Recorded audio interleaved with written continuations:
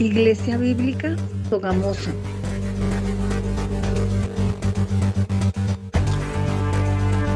Cartas a las 7 iglesias.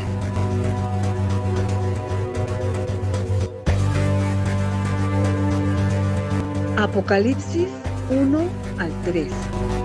7 cartas que Jesús le envía a 7 iglesias, pero que no son solamente 7 cartas que Jesús envía a 7 iglesias, sino que son mensajes para todas las iglesias del mundo a lo largo de toda la historia de la iglesia. Es decir, estas 7 cartas van para cada uno de nosotros individualmente y para nosotros como iglesia.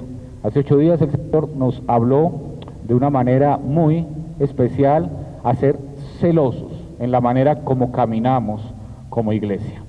Vamos a ver unas estadísticas. Hay una entidad, una organización que se llama Open Doors.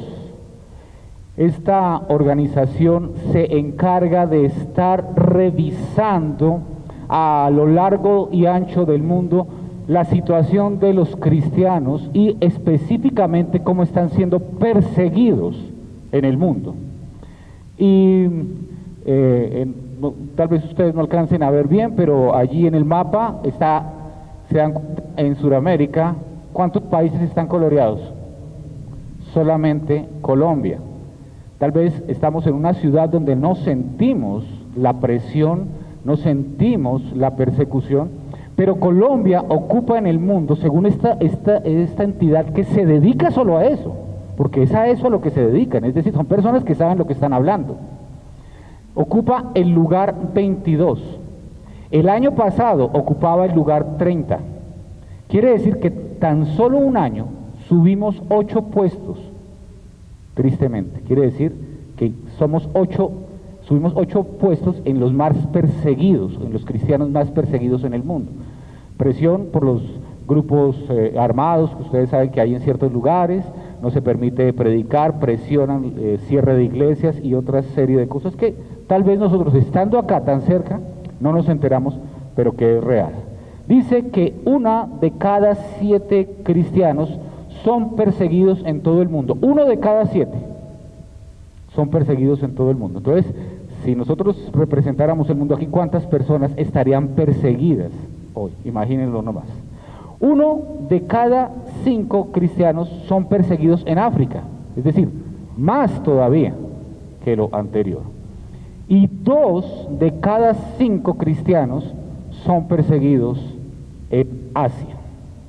Esta misma entidad, en su página web, que ustedes la pueden consultar, habla de muchas personas. Tomé algunas personas que lo que decían o lo que le escribían a esta entidad. Está, por ejemplo, Gishan de Afganistán, dice la siguiente frase: los talibanes están realizando una búsqueda de puerta en puerta para encontrarnos. Solo Dios sabe quién les ha informado sobre el paradero y la identidad de los creyentes. Si nos encuentran, matan a los creyentes en el acto. Gedeón, están entre comillas porque son nombres que no pueden dar realmente porque obviamente los encontraría, de Eritrea. Dice él: incluso cuando sufrimos nos regocijamos. Miren, incluso cuando sufrimos nos regocijamos. Nuestra felicidad no se basa en lo que tenemos o no tenemos. Cuando la gente ve eso, acepta a Jesús. Cuando yo leí esta frase, ¿por qué la gente no cree en lo que hizo Jesús? Porque nos ve una iglesia, unos cristianos cómodos, una iglesia, y no me refiero a la iglesia como este grupo, como entidad o con el nombre, sino la iglesia en general.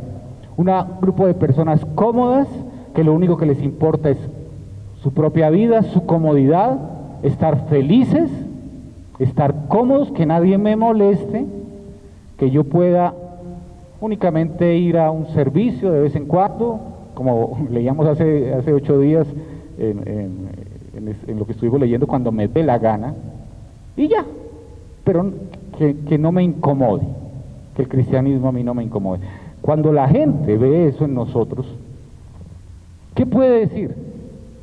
Es mentira. Eso es mentira. Lo que ellos dicen vivir es mentira. Otra persona, Rukia, supongo que se dice así, de Nigeria. Cuando nuestras manos están vacías de pan, ¿tú qué dices cuando tus manos están vacías de pan?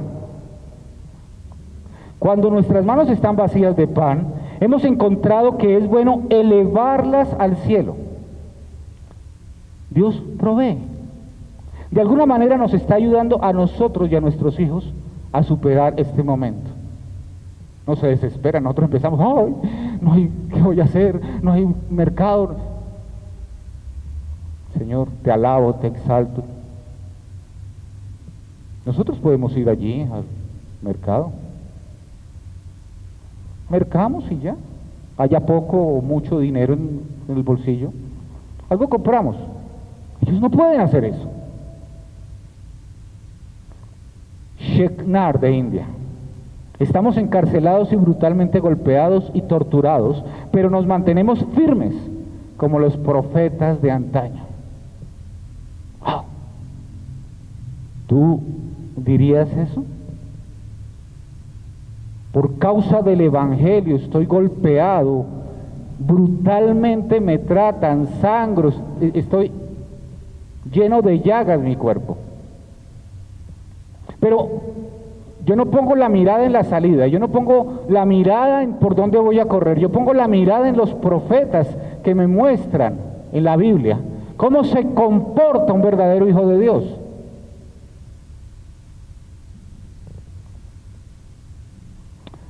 Ali de Irán. Cuando estábamos en confinamiento solitario, lo único que nos fortalecía era la oración. Solo Dios puede ir a esos lugares oscuros y mazmorras y ser fortaleza para sus hijos. ¿Qué es lo que tú buscas cuando estás un poquito triste? No quiero pensar en tristezas, mejor pongo Netflix para que me haga pensar en otra cosa. No quiero pensar en tristezas, mejor me encuentro con unos amigos y si todavía tienes esas costumbres de que ya no deberían estar como cristiano de tomar, de pronto te tomas unos tragos para olvidar. O me dedico a hacer algo que me alivie las penas. Estoy en época electoral, entonces me voy y me inscribo en uno de esos grupos para estar allá pensando en cosas, para olvidar mis penas. Un pastor africano de Zimbabue escribió la siguiente carta. La encontraron en su escritorio después que muriera como un mártir por su fe. Dice así la carta: soy parte de la comunidad de los que no se avergüenzan. Tengo el poder del Espíritu Santo. La suerte se ha echado. He cruzado la línea. La decisión fue tomada. Soy su discípulo. No miraré atrás. No voy a dar tregua. No disminuiré el paso. No me detendré o retrocederé. Mi pasado ha sido redimido. Mi presente tiene sentido. Mi futuro está asegurado. He terminado y ya no puedo ser parte de una vida mediocre, de los que caminan por vista, de rodillas suaves, sueños sin color, visiones domesticadas, que hablan de lo mundano, que dan de lo que les sobra y reducen al mínimo sus metas. Ya no necesito la preeminencia, la prosperidad, la posición, la promoción, los aplausos o la popularidad. Ya no necesito tener la razón o ser el primero o el mayor o ser reconocido o elogiado o recompensado.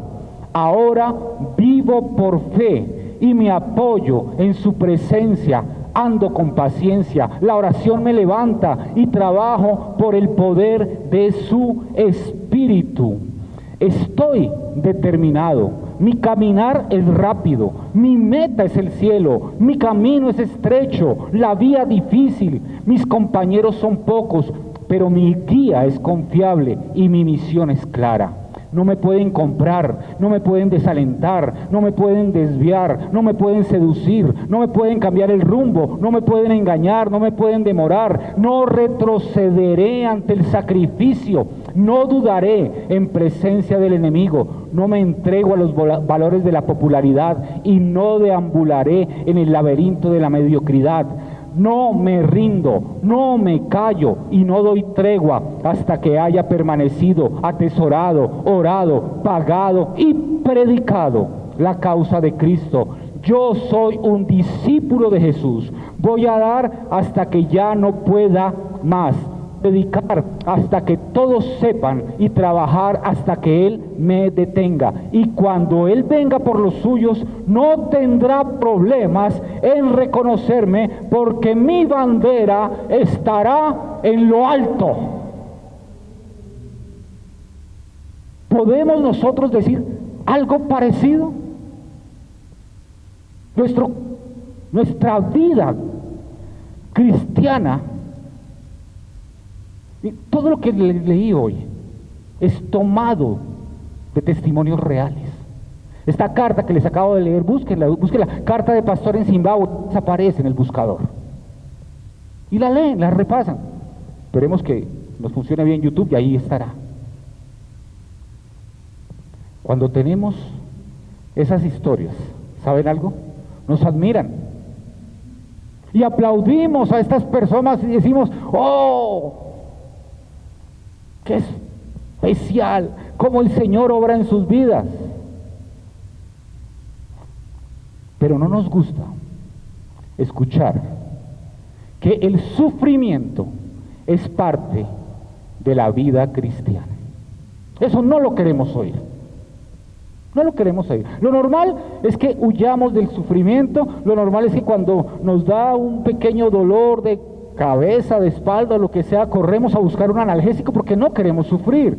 Tenemos frío y acudimos a una calefacción o una bebida caliente porque no queremos sufrir. Huimos del sufrimiento. Hoy vamos a hablar de algo maravilloso, de algo hermoso, pero que no queremos oír. La reflexión de hoy no es popular. Y si las últimas reflexiones han dolido, de pronto esta va a doler. Y si de pronto decidas no volver porque no quieres oír lo que la palabra dice, espero que nos vengas a visitar de vez en cuando para encontrarnos y tomarnos un café. Pero la palabra es la palabra. El título de la reflexión de hoy es: eres rico. ¿Cuál es el título? Cuando uno le dicen que es rico, no lo dice así. Eres rico. Dilo. Eres rico.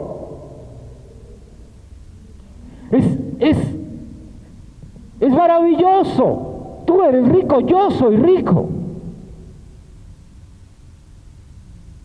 La carta a la que nos acercamos hoy es una reflexión acerca de la maravillosa riqueza del discípulo de Jesús. Y hoy te voy a invitar, tú que estás acá, mi hermano, mi amigo, a que escuches y descubras el tesoro que hay para un discípulo de Jesús. Hoy vamos a ir a Apocalipsis y continuamos con la segunda carta que está en el capítulo 2, versículos 8 al 11. Apocalipsis 2, versículos 8 al 11. Les sugiero que abran sus Biblias de papel para que puedan subrayar, para que puedan tomar nota, para que puedan repasar allí después en sus notas, en sus rayones. Lo que no podemos hacer en los celulares no es que sea una defecio usar un celular, pero no tiene esa ventaja de poder poner allí y decir, ojo, esto me habló el Señor hoy a mí. Esa ventaja la tiene la Biblia de papel. Vamos entonces ahora sí. Apocalipsis capítulo 2, versículo 8 dice así: escribe al ángel de la iglesia en Esmirna. Ya sabemos cuál es el ángel, ¿verdad? El pastor, el predicador o el grupo de pastores. En la mayoría de las iglesias no era uno solo, era un grupo de pastores que estaba ¿en cuál iglesia? En la iglesia de Esmirna. Hace 8 días estuvimos hablando de la iglesia de Éfeso, y como pueden ver en el mapa, la ciudad de Esmirna queda un poco más arriba a la ciudad de Éfeso. Éfeso, que vimos la semana pasada, y Esmirna, que estamos viendo hoy, eran 2 ciudades que estaban compitiendo por ser la mejor ciudad. Tal vez sabemos de ciudades que compiten, ¿no? Yo quiero ser la mejor ciudad del departamento, y la otra también, y las 2 están compitiendo permanentemente, y la una entonces manda a hacer un mejor estadio, y la otra entonces no se queda atrás y manda a hacer una autopista más grande de entrada, para cada una buscando cuál ser la mejor. Eso era lo que ocurría con estas 2 ciudades. Éfeso, habíamos dicho que era una ciudad importante, pero que también era una ciudad rica. Esmirna, por su lado, era una ciudad hermosa, muy hermosa. Éfeso, importante y rica. Esmirna, hermosa y también rica. Esmirna era una ciudad grande, orgullosa de su belleza. Tenía aproximadamente, en la época en que fue escrita esta carta, 100,000 habitantes. Era un centro cultural y de aprendizaje. Tenía la biblioteca más grande de toda la provincia de Asia Menor. Tenía 200,000 libros. Bueno, recordemos que en esa época no habían libros como los conocemos nosotros, sino que eran rollos de manuscritos. Es decir, tenían 200,000 rollos de manuscritos que las personas podían ir a consultar. Tenía el teatro más grande de Asia Menor. Imaginen que a ese teatro le cabían 20,000 personas. Estamos hablando del siglo I. 20,000 personas. Es decir, tan grande como ¿cuál? No, yo soy malo para eso, entonces no escribí, pero imaginen 20,000 personas. Tenía avenidas amplias, anchas. ¿Cómo cuál? Como el Movistar Arena. Entonces, imaginen, ese era el tamaño. Estamos hablando del siglo I. También pensemos que era una ciudad con avenidas amplias, avenidas rectas y pavimentadas. En esa época no se pavimentaba como ahora. Lo que hacía era que tomaban unas piedras muy grandes, las cortaban y las pulían. Y esas avenidas eran grandes, amplias, rectas y con piedras grandes pulidas. Es decir, cuando iban caminando era como ir caminando por acá. Eso brillaba apenas, porque eran piedras pulidas hermosas en ese lugar. ¿Recuerdan cómo era el puerto de Éfeso? El puerto de Éfeso, ¿recuerdan? Hace 8 días lo vimos. Era dragado. Habían dragado una parte entre el mar Mediterráneo y el río Kairos. ¿Kairos? Bueno, olvidé el nombre del río. Y allí estaban dragado, pero este era un puerto natural, hermoso, bonito, no tuvieron que hacer nada. Es decir, el mismo mar hacía ese puerto, y eso lo hacía bellísimo. Esmirna era una gran ciudad. Y hay algo que tal vez tenemos que pensar y entender para la reflexión de hoy. ¿Cómo hacía el Imperio Romano? El Imperio Romano era inmenso. Era, pero muy, muy grande. Ocupaba Europa, ocupaba parte de Asia, parte de África, ocupaba todo esto. ¿Cómo hacía el Imperio Romano para mantener la unidad? En una época donde no habían las telecomunicaciones que tenemos hoy día, no había celulares, no había computadores, no había redes de internet. ¿Cómo hacía para mantener la unidad? ¿Cómo hacía para que una población por allá pequeña, como la Odisea, mantuviera el mismo norte que Roma, o mantuviera el mismo norte que Palestina? ¿Cómo hacía? Había algo que les creaba unidad. Lograba la unidad mediante el sincretismo religioso, es decir, todos se acoplaban, todos se unían en torno a la religión. ¿Y qué es el sincretismo religioso en el Imperio Romano? Tú puedes tener todos los dioses que quieras, no importa. Lo único que tienes que hacer y que es obligatorio es que tú le rindas culto a la diosa Roma, esa que aparece allí, la dea Roma, la diosa Roma, y que también le rindas adoración al emperador, al César romano. Tienes que rendirle adoración al César romano. Como cualquiera podía tener los dioses que tuviera, entonces todos se acoplaban, es decir, yo tengo 3, 4 dioses, o 1 o 5, y además rindo adoración a esta dea Roma, a la diosa Roma, y también al emperador, al César, y no hay problema, todos vamos caminando para el mismo lado, todos estaban felices. Y allí se construyó el primer templo para la dea Roma, allí en Esmirna. Era esta ciudad profundamente fanática, Esmirna, estamos hablando de Esmirna, era profundamente fanática de la lealtad a Roma. Es decir, para ellos era importantísimo que las personas fueran allí al templo y le rindieran adoración a la dea Roma. Lo mismo que eran fanáticos, pero súper fanáticos de la adoración al César. Y allí era obligatorio que una vez al año todos los ciudadanos de Esmirna fueran al templo y tomaran un poco de incienso, lo quemaran, lo encendieran y dijeran: el César es mi Señor. Al decir mi Señor, estaban diciendo: es mi dueño, es el que maneja mi vida, es mi Dios. En última, recuerdan que Domiciano, que lo estuvimos viendo hace unas semanas, había dicho que él era Señor y Dios, que el emperador era Señor y Dios. Entonces, eso era lo que tenían que decir, ir allá y decirlo. Obviamente, esta adoración al César era una obligación. ¿Cómo era la obligación? Una vez al año, mínimo una vez al año, cada esmirniano debía ir a este templo, debía tomar el incienso, quemarlo, decir: el César es mi Señor, y le daban un certificado. Toma tu certificado válido por un año.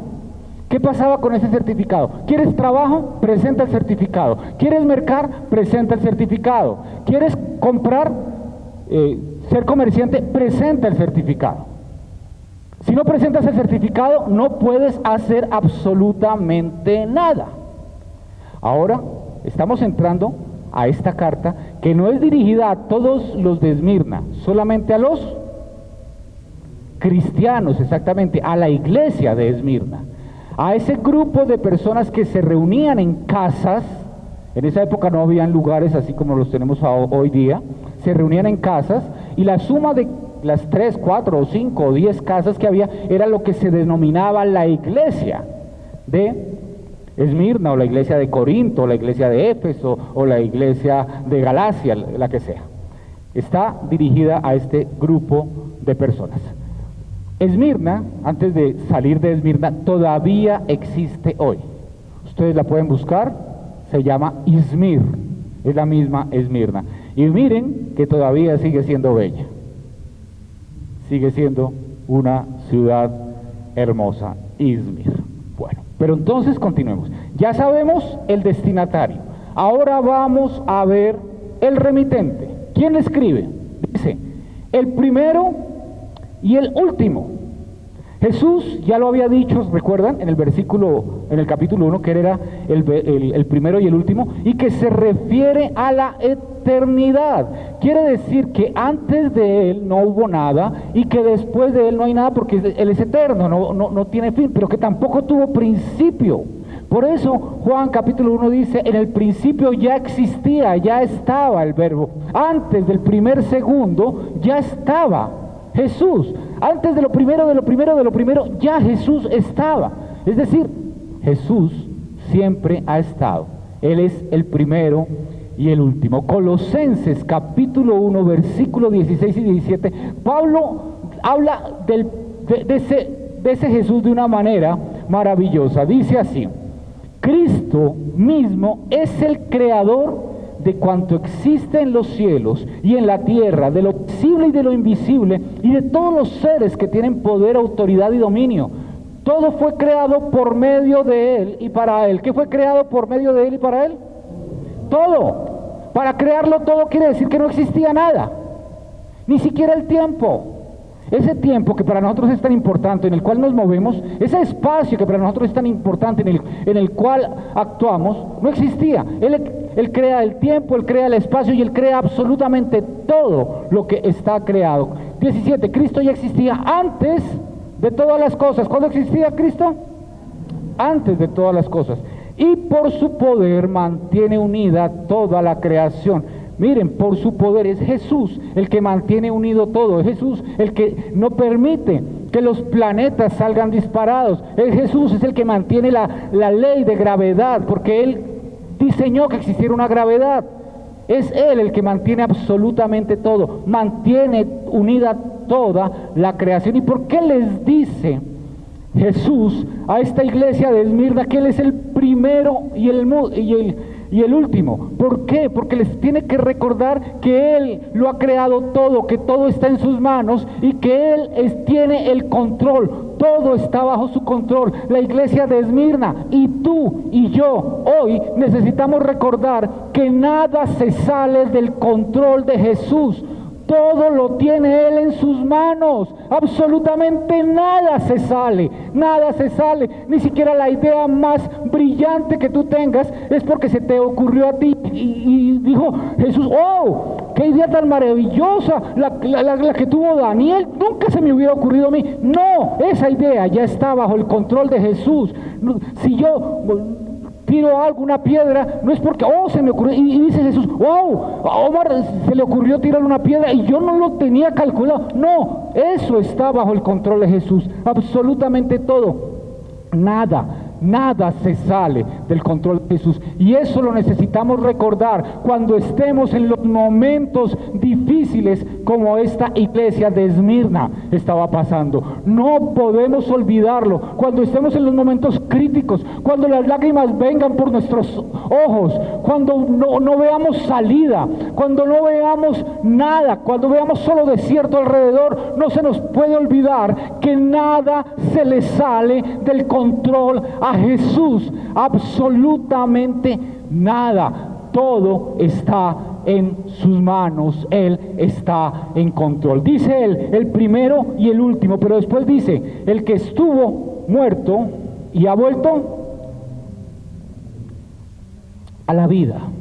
El que estuvo muerto y ha vuelto a la vida, dice esto. El que estuvo muerto. ¿Jesús estuvo muerto? ¿Ah? Como humano, ¿no? Dios no muere. En su naturaleza humana estuvo muerto, no en su naturaleza divina. Pero ha vuelto a la vida. Pero antes de morir, ¿qué vivió Jesús? Dolor, sufrimiento, persecución, traición, negación, golpes, tentación.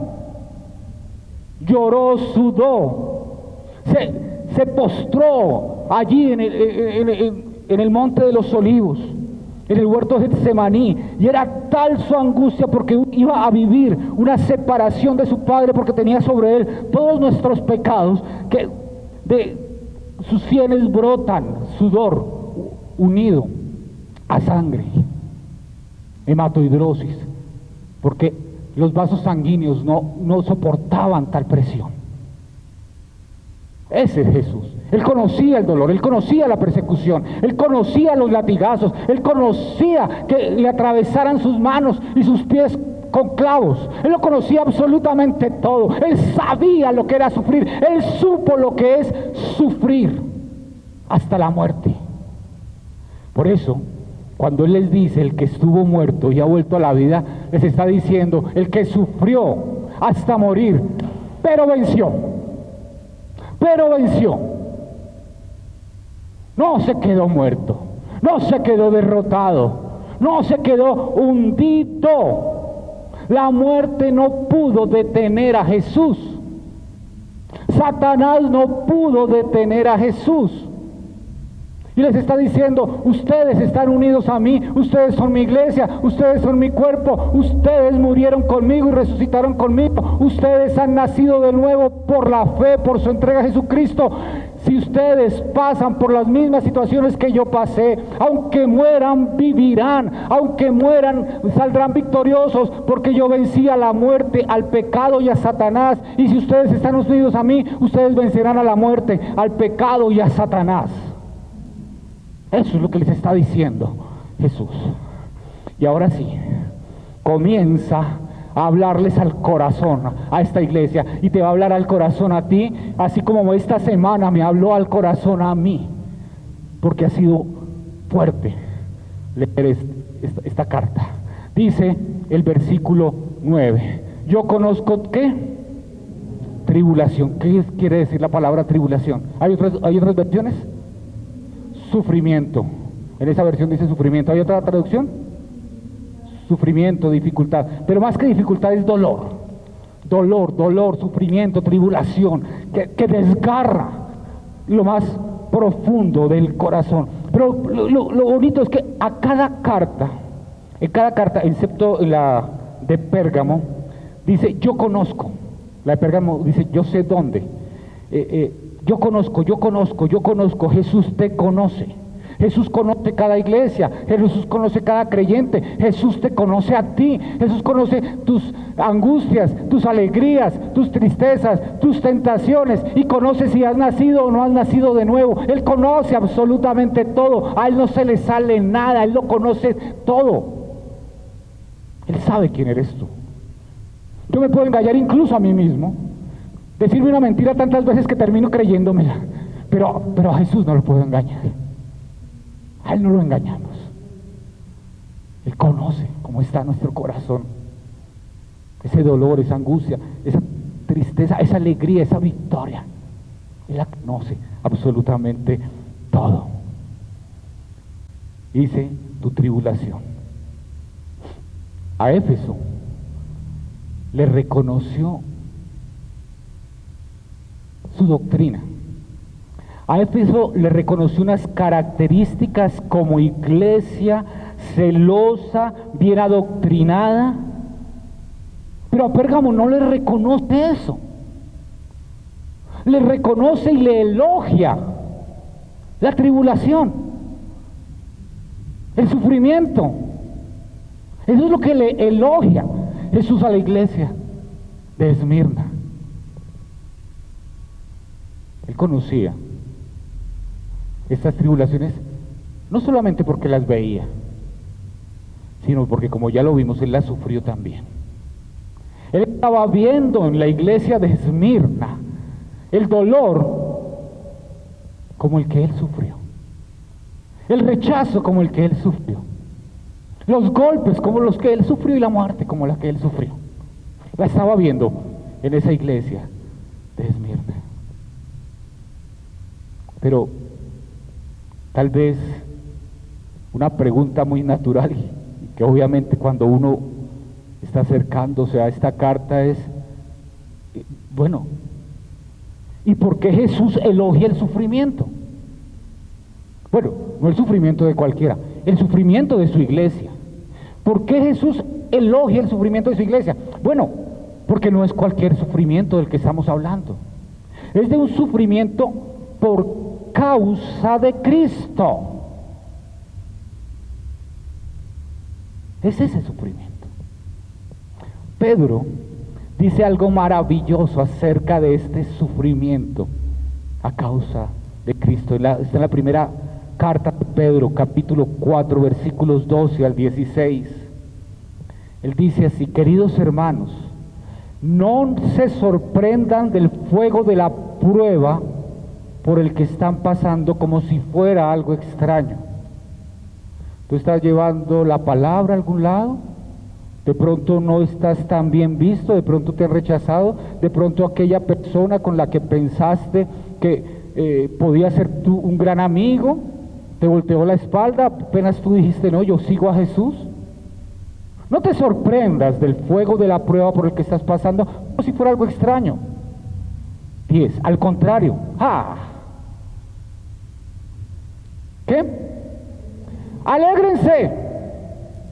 Alégrate que te rechazan, alégrate que te expulsan del trabajo, alégrate que ya no te quieren vender, alégrate que tu familia ya no quiere invitarte a los cumpleaños porque eres cristiano, alégrate de tener parte en los sufrimientos de Cristo, para que también se alegren muchísimo cuando se muestre la gloria de Cristo. Alégrate ya porque te vas a alegrar después.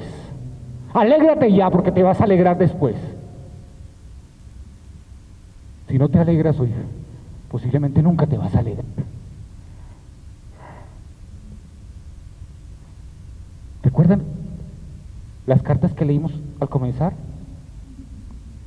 Estas personas que escriben, no hay queja. Se alegran de lo que les está pasando. Señor, aquí son mis manos, así no haya que comer, viene la tribulación, me van a golpear, estoy encarcelado, pero estoy contigo, Señor. 14. ¿Qué comienza esa palabra? Dichosos, dichosos, qué alegría, dichosos ustedes si los insultan por causa de Cristo, porque el glorioso Espíritu de Dios está siempre con ustedes.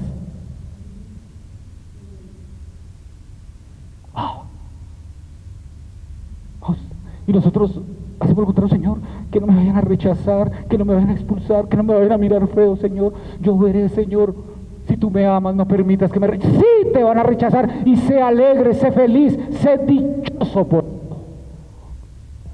15. Si alguno de ustedes sufre, y mire lo que la diferencia, y aquí es lo que hay que tener cuidado, ojo a esto. Si alguno de ustedes sufre, que no sea por asesino, ladrón o malhechor, ni siquiera por meterse en los asuntos ajenos. Es decir, si tú estás sufriendo por chismoso, si tú estás sufriendo por vanidoso, si tú estás sufriendo por sacar las cosas de tu trabajo a tu casa, si tú estás sufriendo por andar diciendo mentiras, si tú estás sufriendo por algo diferente a Jesucristo, pues ahí sí no puedes ser dichoso. Pero si alguno sufre por ser ¿qué? Cristiano, que no se avergüence, sino que alabe a Dios por llevar el nombre de Cristo. Me golpearon, me levantaron chismes, hablaron de mí. Alabado sea, Señor, la gloria, la honra sea para ti, Señor, porque estoy sufriendo por tu causa, Señor.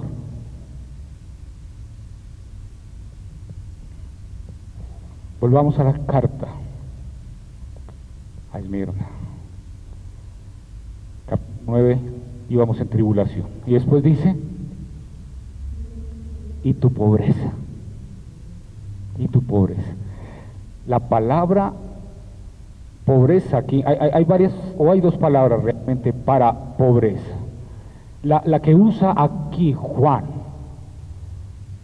o Jesús, que es el que dicta esta carta, es una pobreza extrema, paupérrimo. Conozco tu indigencia, es lo que les está diciendo. Ustedes recuerdan que Esmirna era una ciudad pobre o rica. Rica. ¿Cómo puede ser posible que yo habito en una de las dos ciudades más ricas de la provincia de Asia y toda la iglesia es pobre? ¿Qué pasó? ¿Es que no trabajan? ¿Es que son unos vagos? ¿Es que son unos mantenidos? No, no era eso. Eran pobres porque ellos no tenían acceso ¿a qué? Al certificado. Tienes que venir por tu certificado. Pasa al templo de la DEA Roma, al templo de el César, quemas incienso y gritas, César es mi Señor. Y un cristiano decía, no, mi único Señor se llama Jesucristo. Al único que me rindo se llama Jesucristo. Mi único Rey se llama Jesucristo. Al único que honro se llama Jesucristo. Así, pues no tiene certificado y aguanta las consecuencias.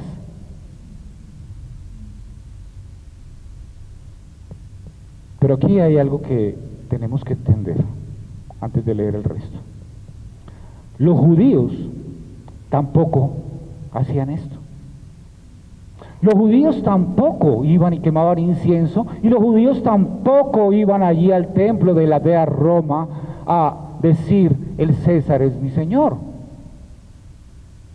Pero los judíos era una religión aprobada por el imperio, y les permitían no hacer eso siempre y cuando juraran lealtad al imperio y pagaran los impuestos. Eso no sucedía con los cristianos. Los judíos podían seguir una vida normal sin tener que tener este certificado, decían soy judío, bueno, no hay problema, pero un cristiano no podía hacerlo. Entonces no es que el cristiano no trabajara, fuera ocioso, iba a trabajar y lo expulsaban, iba a mercar y no lo dejaban mercar, iba a comerciar y no lo dejaban comerciar, y cada vez la iglesia era más y más y más pobre. Los cristianos eran considerados traidores. ¿Por qué? Porque no les daban el certificado que les daba acceso a esos empleos. Pero ¿saben qué? No solo eso. Además,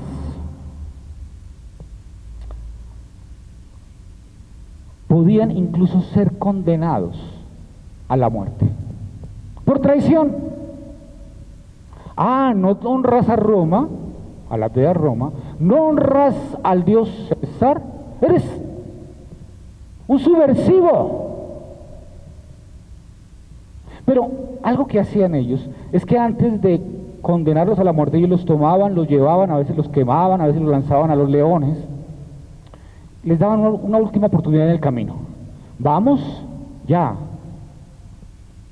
a tu condena, vamos ya a tu muerte, pero si en este momento me dices nos vamos, nos dirigimos al templo de la dea Roma, quemas incienso y dices el César es mi Señor y te salvas, te damos el certificado y te salvas. Algunos renegaron de su fe, pero muchos se mantuvieron y murieron sin importar lo que tenía que suceder. Los cristianos se mantenían en solo Cristo Jesús es Señor. Y aquí es donde tenemos que hacernos la pregunta, yo ya me la hice, ahora te la hago a ti. ¿Qué pasaría si desde hoy ser cristiano te costara todo? Hace un año estábamos en el puesto 30, hoy estamos en el puesto 22. No sabemos si vamos a ir subiendo en el ranking, porque es que hay muchas situaciones que nos llevan allá. Cuando no compartimos la muerte de un bebé que se llama aborto, cuando no compartimos la muerte digna que se llama asesinato, que lo llaman eutanasia, cuando no compartimos ideologías de género, nos van rechazando, nos van señalando. Cuando decimos no, Dios nos creó hombre y mujer, y no cambio de posición porque es lo que dice la Biblia y se acabó. ¿Saben qué va pasando? Nos van relegando y nos van señalando. Y ya, en este momento, si ustedes se dan cuenta, esas famosas políticas de inclusión lo incluyen todo menos a los cristianos. Todos son bienvenidos, pero nosotros no. Y decir lo que dice la Biblia nos señalan como crimen de odio. Crimen de odio. Ya hay países y todo indica que pronto lo veremos acá. No se puede salir con una camiseta que diga Jesús. No se puede. Porque estás ofendiendo, estás odiando a los demás, pero sí puedes salir con una camisa multicolor y decir que todo está bien y todo es perfecto menos los cristianos. No es la palabra de Dios. Entonces, no se nos haga raro que pronto también nosotros estemos subiendo, ya no seamos el puesto 22, sino el 15, el 12, y empiecen a cerrar iglesias, porque los pastores no vamos a acceder a ciertas prácticas que nos van a obligar.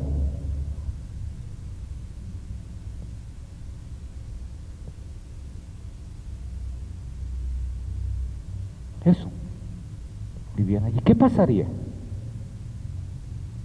si hoy dijera, en Colombia, ser cristiano es considerado un crimen de odio?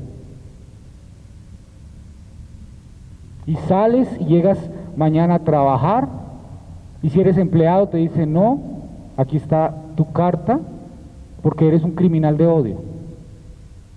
Y vas a vender lo que tú comercias y te dicen, no, ya no te sigo comprando a ti porque es que tú eres un criminal de odio.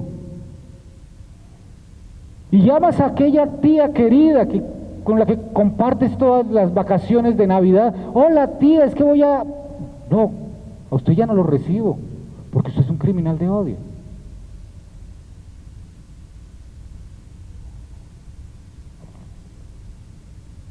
Lo vemos muy lejos, parece ficción.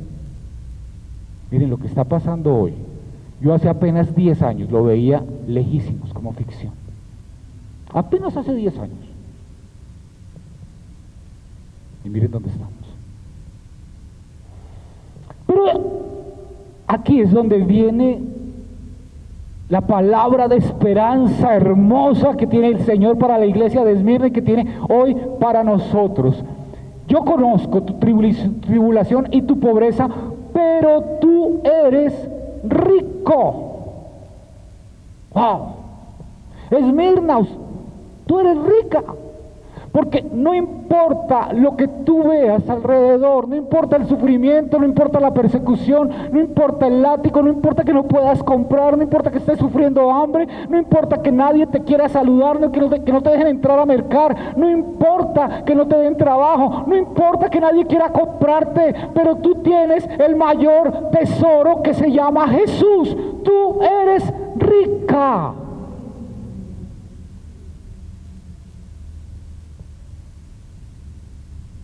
A través de las circunstancias que ellos están viviendo y la manera como ellos están reaccionando a esas circunstancias, Jesús les dice, es que no se dan cuenta los ricos que son, no se dan cuenta.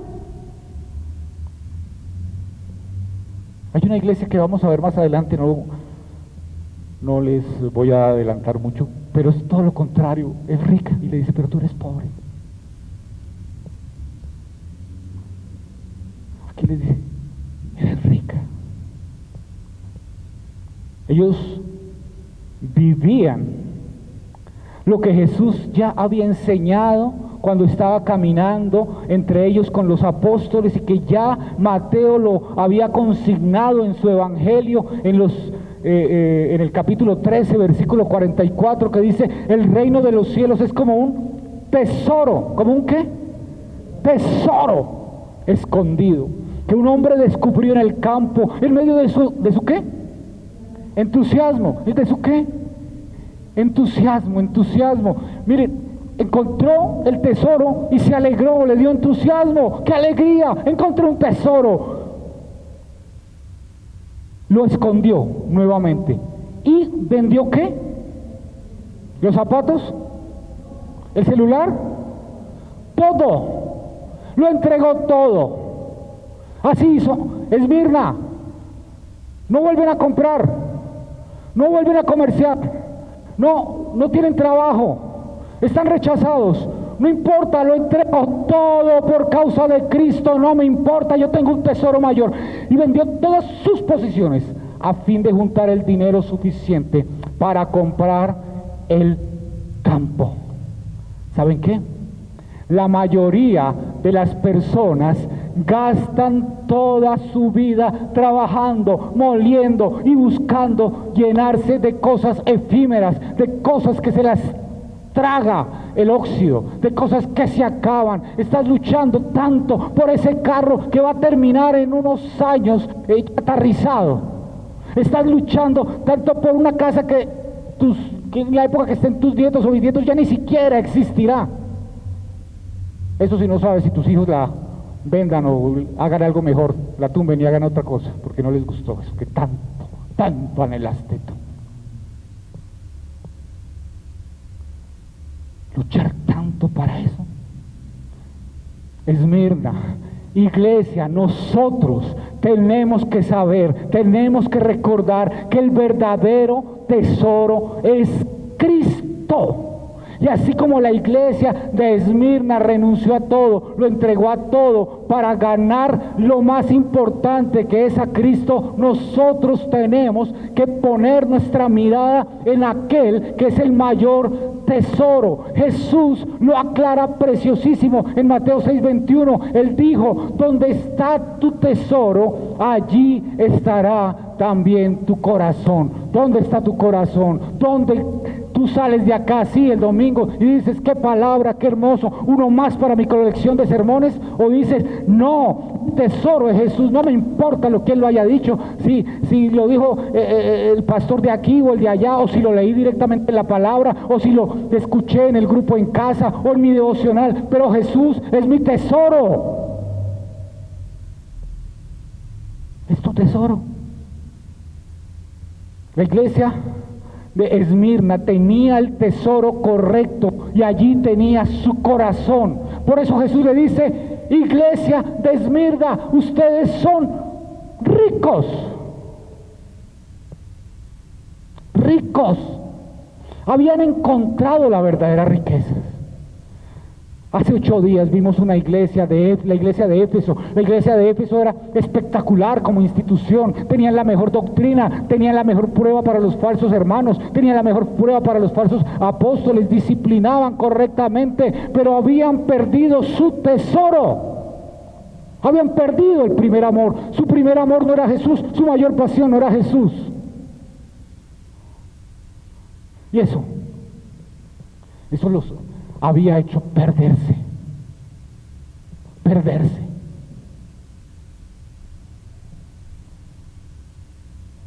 Esta iglesia es verdaderamente rica. ¿Y nosotros seremos verdaderamente ricos o simplemente somos una imitación al carbón de lo que deberíamos ser? Sigo siendo yo el más importante. Lo que me gusta, lo que me parece. Continúa el versículo 9. Y blasfemia de los que se dicen ser judíos y no lo son, sino que son sinagoga de Satanás. Jesús está diciendo: yo también conozco la blasfemia. ¿Qué quiere decir la palabra blasfemia? Hablar contra Dios. La blasfemia es deshonra, injuria, calumnia, maldición. También llega a hacer eso, maldición. Según el diccionario Vine, que es un diccionario que viene desde el griego directamente, dice maldición. Pero es una ofensa, una calumnia grandísima contra Dios. ¿De quiénes? De los que se dicen ser judíos. Es decir, de aquellos que venían de Abraham y dicen: es que yo soy judío, yo soy del pueblo de Dios. En el año 70, ¿ustedes recuerdan en qué año fue escrito Apocalipsis? ¿Recuerdan? Lo vimos hace 95 aproximadamente, alrededor 93 al 97, no se sabe exactamente, pero digamos 95. En el año 70, es decir, 25 años antes, sucedió algo impresionante. ¿Alguien lo sabe? ¿Recuerda? En Jerusalén. En el año 70. La caída del templo de Jerusalén y de toda la ciudad de Jerusalén. Un emperador llamado Tito vino con todo y arrasó Jerusalén, acabó con el templo, acabó con todo, y los judíos tuvieron que salir de allí escapando y se regaron por todo el imperio romano y muchos llegaron a Esmirna. Y los que llegaron a Esmirna, la gran mayoría de ellos eran muy ricos, estaban muy adinerados, porque la iglesia es rica aunque no tenga dinero, eran muy adinerados, tenían mucho dinero. Y estas personas estaban allí, pero a los judíos les molestaban los cristianos, no toleraban los cristianos. ¿Cómo puede ser posible que esos cristianos que dicen venir de los judíos, que dicen adorar al mismo Dios que nosotros, están ahora adorando a un hombre llamado Jesús, están postrándose delante de un hombre que se llama Jesús? Ellos son los idólatras. Y criticaban a los judíos, y señalaban a los judíos, y maltrataban a los judíos. Entonces ellos hablaban mal de los judíos, y aprovechando que los romanos no querían y señalaban a los cristianos, ¿sí? Y señalaban a los cristianos y maltrataban a los cristianos, y aprovechando que los romanos no querían a los cristianos y que los veían como traidores, los judíos decían: es una excelente manera de deshacernos de estos cristianos. Iban a las autoridades romanas y les decían: en tal lugar se están reuniendo los cristianos, vayan allá y tómenlos y llévenlos a la cárcel. Y los llevaban a la cárcel. ¿Recuerdan una de las frases que leímos hace un rato? No sabemos quién está denunciándonos, no sabemos cómo saben dónde nos estamos congregando, pero aquí llegan y nos llevan a la cárcel. Era lo mismo que les estaba sucediendo a ellos. Los judíos los señalaban, los mostraban y los hacían llevar a la cárcel. Obviamente, ¿qué pasaba? La iglesia iba siendo perseguida, más y más personas iban muriendo. También estas creyentes de Esmirna tenían que tomar decisiones claras, decisiones fuertes. ¿Qué hago yo? ¿Me voy de Esmirna? ¿Sigo proclamando el nombre de Jesucristo? ¿Qué hago? No tengo trabajo, no tengo esto. ¿Qué hago? ¿Será que voy y quemo incienso?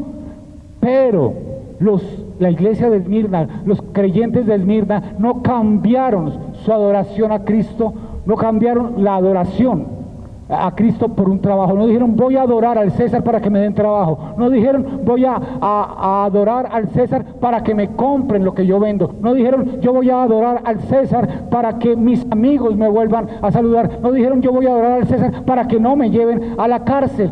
No, ellos no hicieron absolutamente nada de eso. Ellos siguieron allí.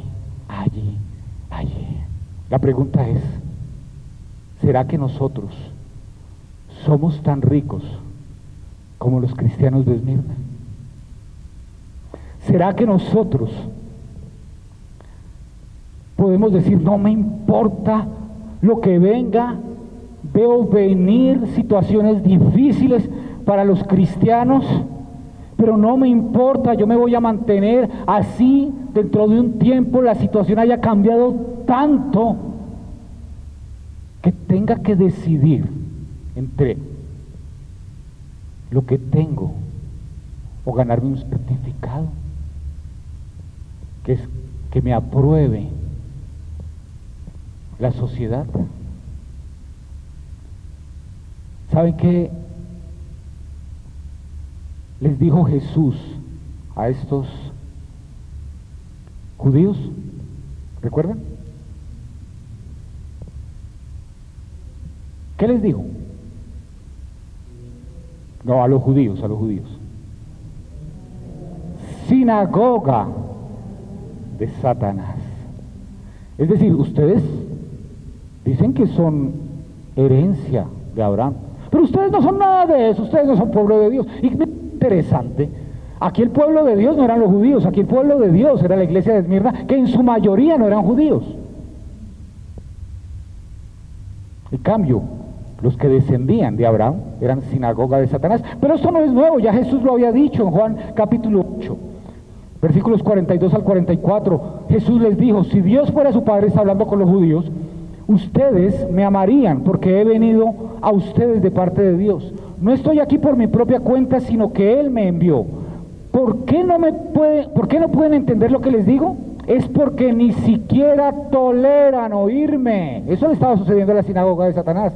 Pues ustedes son hijos de su padre, el diablo, Mire lo que les dice a los judíos: ustedes son hijos de su padre el diablo y les encanta hacer las cosas malvadas que él hace. Él ha sido asesino desde el principio y siempre ha odiado la verdad porque en él no hay verdad. Cuando miente actúa de acuerdo con su naturaleza porque es mentiroso y padre de la mentira. Cuando Jesús estaba caminando por Galilea, le dijo a los judíos, les dijo, por Galilea, ahí no estaba en Galilea, ahí estaba en Judea. Cuando estaba caminando por Judea, le dijo a los judíos: ustedes son hijos del diablo. Y aquí les está diciendo a los judíos de Esmirna, que son ¿qué? Sinagoga de Satanás. No es por haber nacido en una religión, no es por haber practicado una religión. Estos judíos habían practicado la religión que venía desde Abraham y eran sinagoga de Satanás. Vamos ya terminando, versículo 10. Es que es tan tremendo esta palabra. No temas lo que estás por sufrir. Iglesia de Esmirna, ustedes han sufrido mucho. Les tengo noticias. Van a seguir sufriendo. El sufrimiento continúa. Les dije desde el principio, no les va a gustar.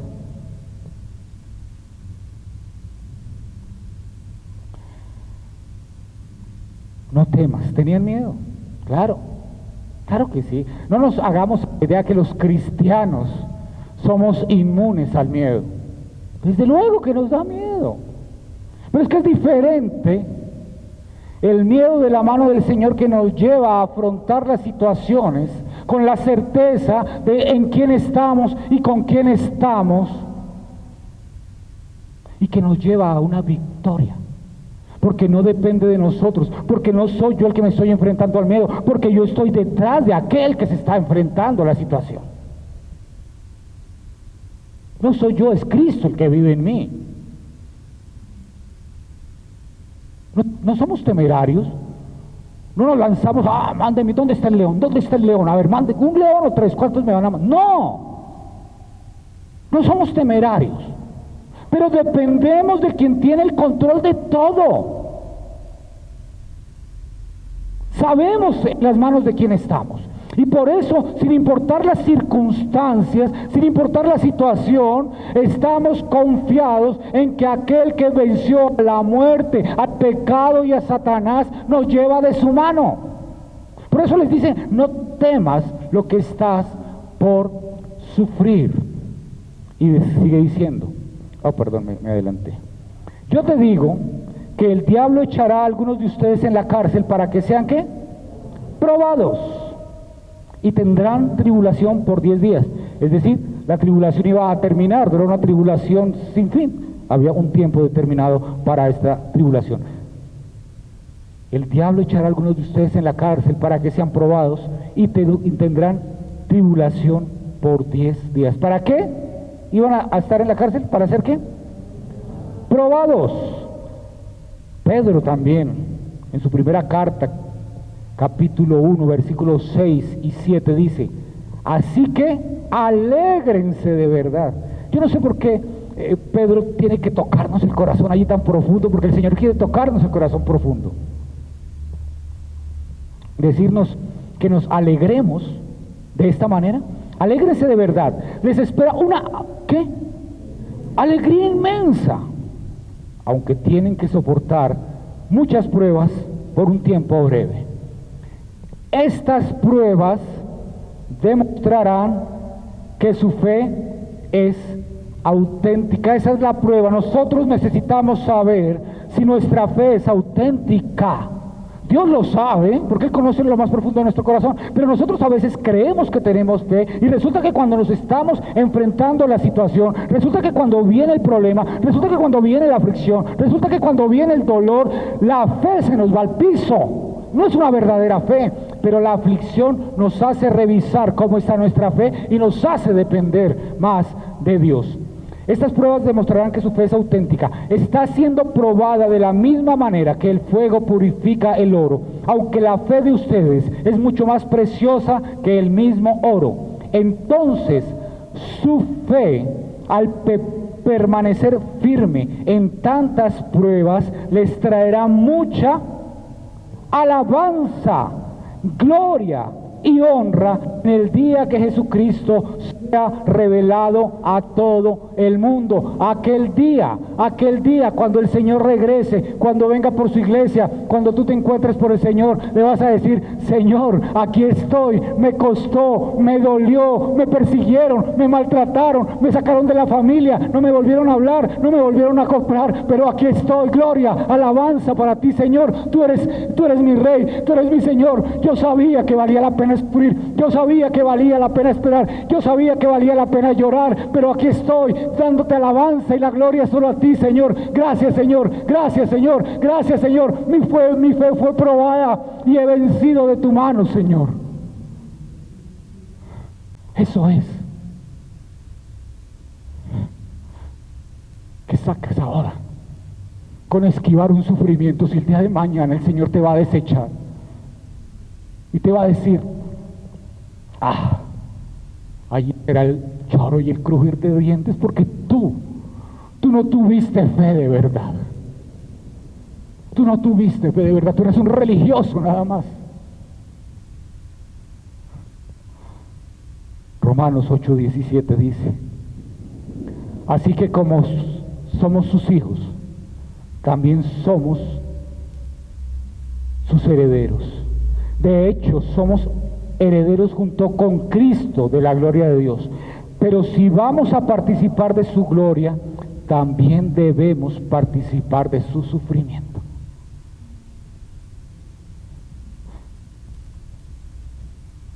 Es un honor sufrir por la causa de Cristo. Es un honor. Eso es un privilegio VIP, es un privilegio para gente muy importante. No cualquiera sufre por causa de Cristo, solo los hijos de Dios.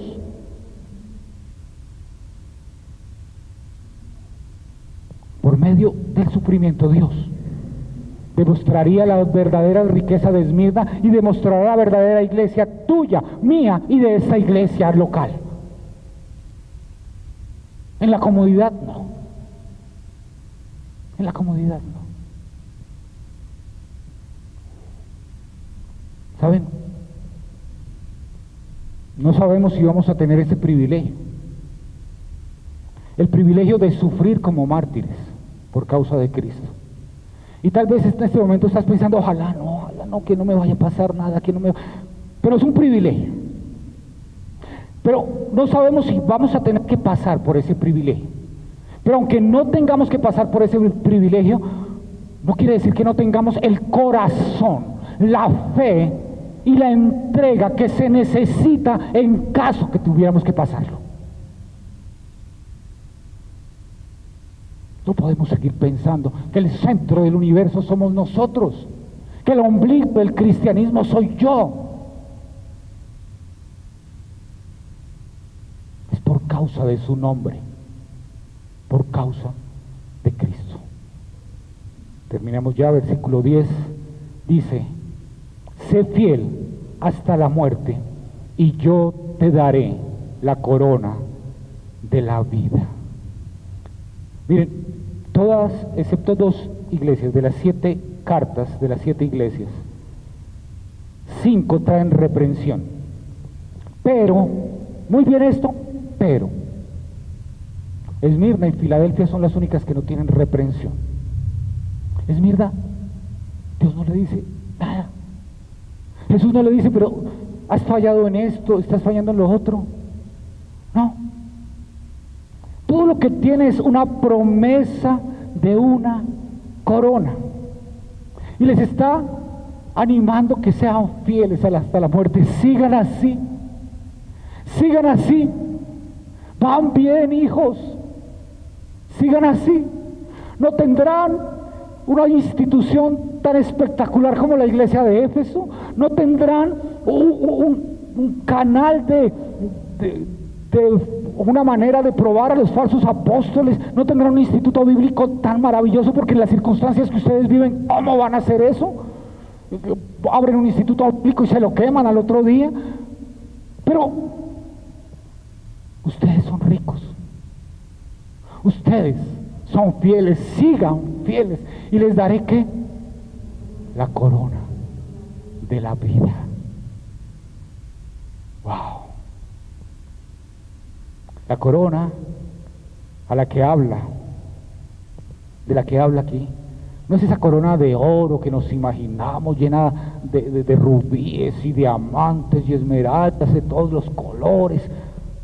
No, está hablando del que llega hasta el final, del que es fiel hasta la muerte, del que llega a la meta. Está hablando de esa corona que le dan al vencedor. Aquellos que corrían en las Olimpiadas, a los vencedores les daban en cada una de las disciplinas deportivas, les daban esta corona. Una corona que no dice, wow, miren cómo soy de elegante, miren cómo soy de importante. No, una corona que dice, hey, yo vencí, yo fui fiel hasta la muerte, yo llegué a la meta, yo no me caí en el camino, yo no me devolví, yo llegué de la mano del Señor, llegué, Señor, estoy aquí, mira mi corona, soy vencedor. Esa es la corona. Esa es la corona. Jesús prometió una corona especial. Estas coronas que se ponían estos deportistas se secaban con los días. Pero la corona que promete Jesús es una corona de vida, una corona eterna que nunca se va a marchitar. Termina el versículo 11 diciendo, el que tiene oído, oiga lo que el Espíritu dice a las iglesias. El vencedor no sufrirá daño de la muerte segunda. Wow. ¿Tenemos oídos?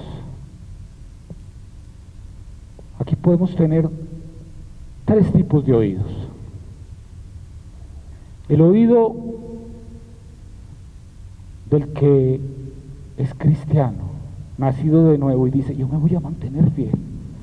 Señor, no importa la situación, yo voy a seguir siendo fiel.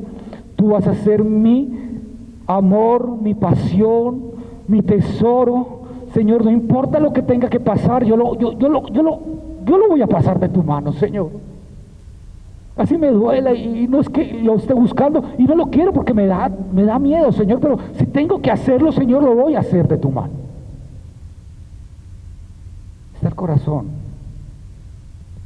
de aquel que no ha nacido de nuevo, pero dice, hoy la palabra me habló. Hoy la palabra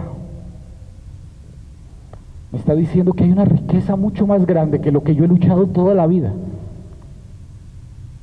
Y voy a recibir esa riqueza, voy a buscar a Cristo Jesús, voy a reconocer mi pecado, voy a ir a recibir ese regalo de salvación y le voy a pedir al Señor que me resucite, que me haga nacer de nuevo, que me haga rico en su nombre. Y está el tercer corazón de aquel que no ha nacido de nuevo, que puede decir muy bonita la historia, aprendió hoy mucho de Esmirna. Qué historia tan especial, qué cristianos tan valientes, y sale y lo guarda allí en su memoria como una historia bonita que aprendió hoy. Espero que aquí no haya ninguno del tercer caso, que aquí estemos solamente en los dos primeros casos, aquellos que anhelamos ser fieles, y aquellos que de pronto hoy dicen, yo necesito nacer de nuevo. La riqueza que tengo es una riqueza religiosa, pero no es Cristo Jesús. Al vencedor, el vencedor, ¿ustedes saben para qué el Señor nos da esas coronas? Así es. No es para que salgamos diciendo, miren, tengo 4 o 5 coronas, ¿eh? ¿Las ven? 5 campeonatos. No.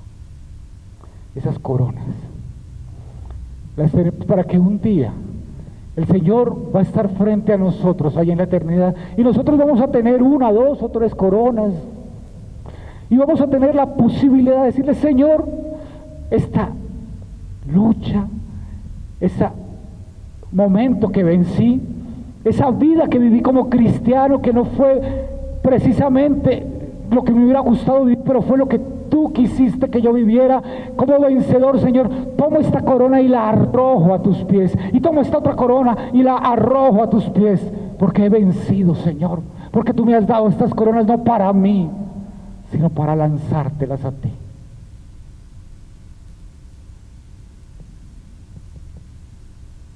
Sería muy triste que ese día nosotros llegáramos allí y viéramos que lanzan y lanzan coronas y nosotros digamos: Señor, fui un cobarde, viví una vida cristiana así, tú me salvaste por misericordia, pero simplemente pasé y pasé y pasé y jamás recibí una corona para ponerla a tus pies.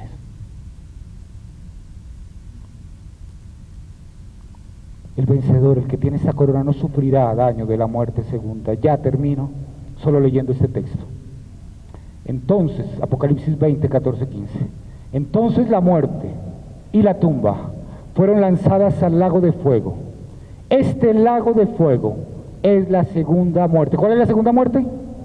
El lago de fuego, donde la muerte y la tumba son lanzadas.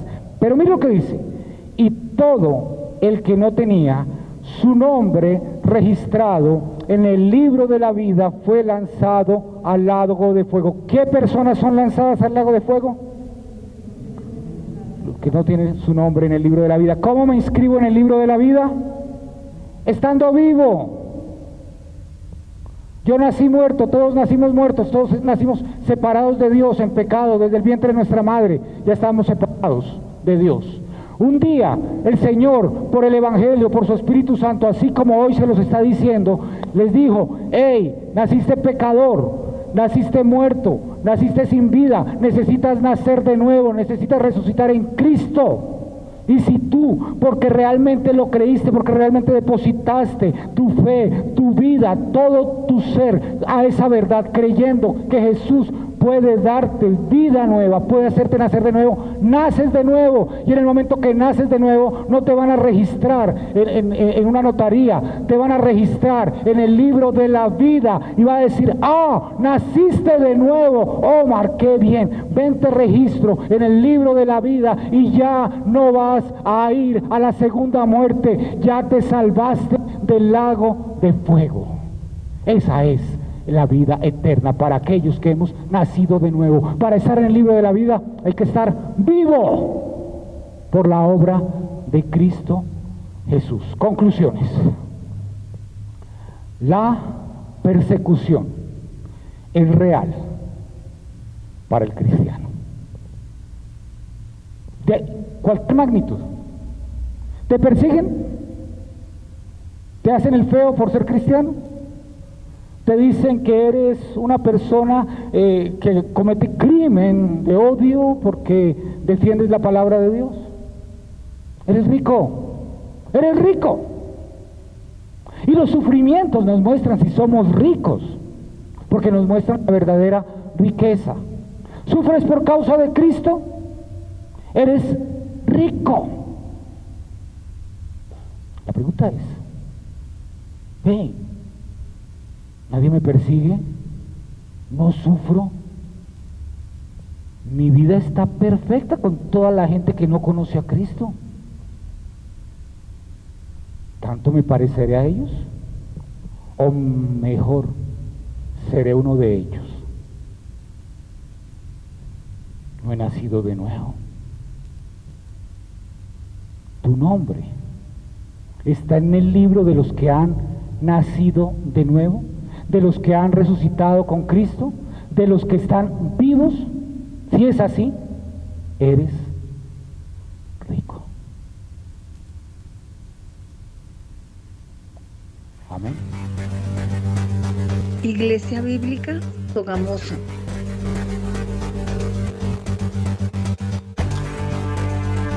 Cartas a las 7 iglesias.